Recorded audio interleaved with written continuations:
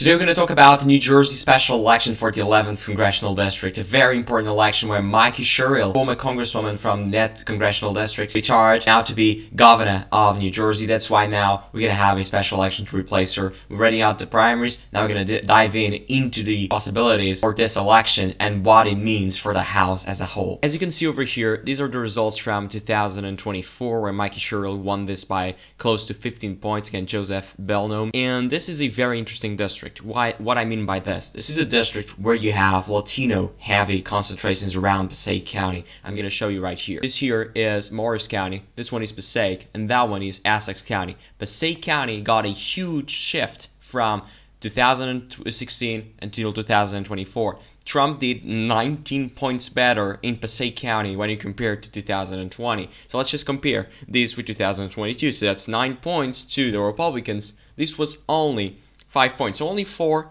not very huge overperformance. But if you compare to what Trump did here in 2020 and what he did in 2024, we can just compare. This is just a portion of Passaic. It's this portion right here.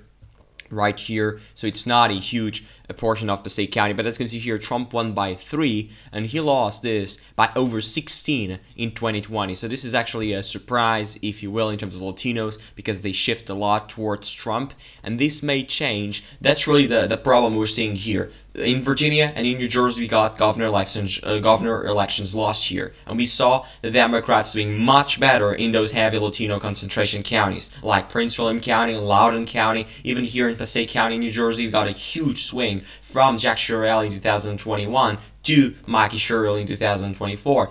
So this may happen, and this district needs to get a huge overperformance because it has a huge concentration of Latinos. I'm going to show you the composition of the district. So as you can see over here, not here, this has 17% Hispanic. I know it's not a lot, but it is significant.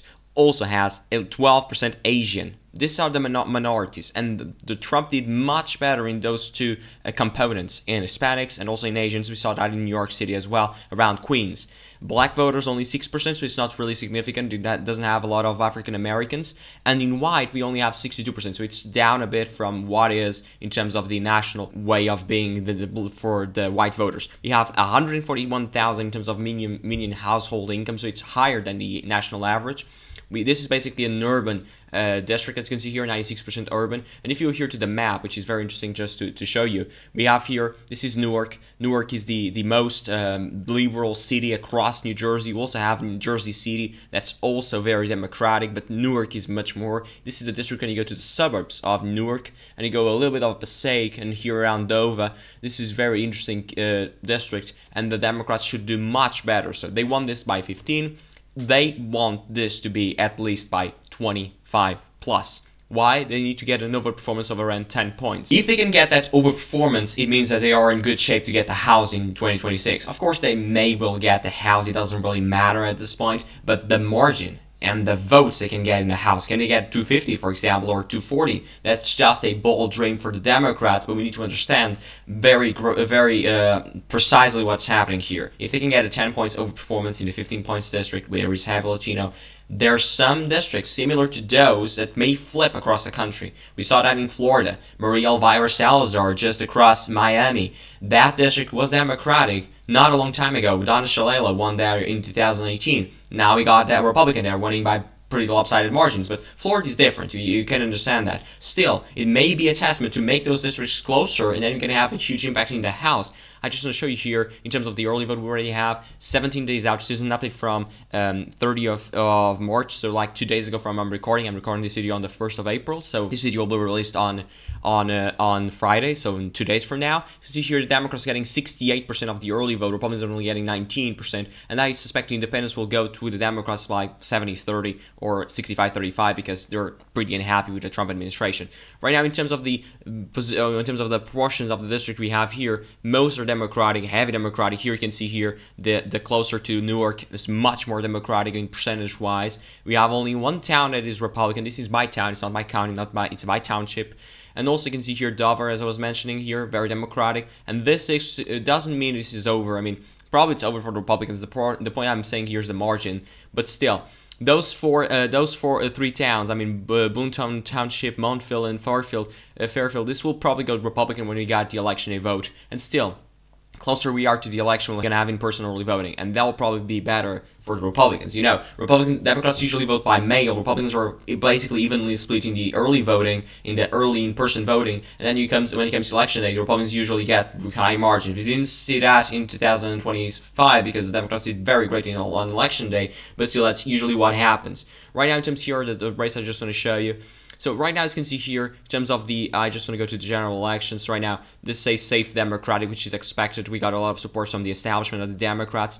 In terms of Joe Hathaway, the Republican, got Chris Christie, former governor of New Jersey. So he's more moderate. He's not so pro-Trump, if you will, in that regard. We have a debate on Wednesday, the point I'm recording this video. And you can check it again if you want. We have this one poll. As you can see here, 53-36. That's great. That's over 17 points, which is more than Mikie Sherrill got in 2024. But still, they want higher than this. This might be.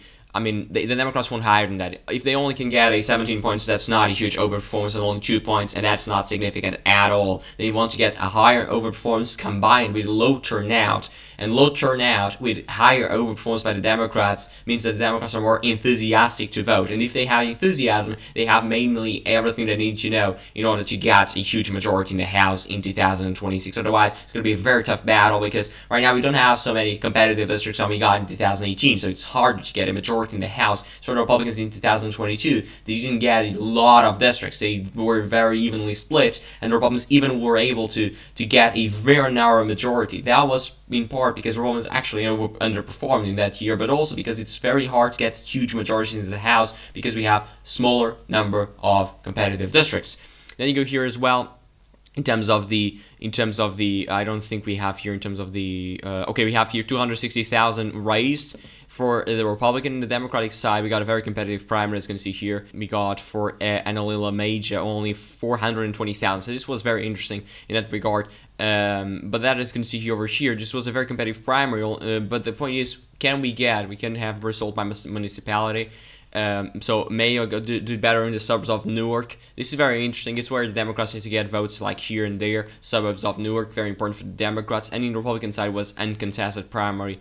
So in terms of this turnout for the primaries, 14,000 Republicans and 67,000 the Democrats. We're expecting on the ballpark of 120,000 or 130,000 votes. Right now we already have 25,000, but we're still expecting in-person early voting, also election day voting, and we expect a lot. I mean, this is really what matters. In terms of the House, the Democrats can win this vacancy, because they probably will.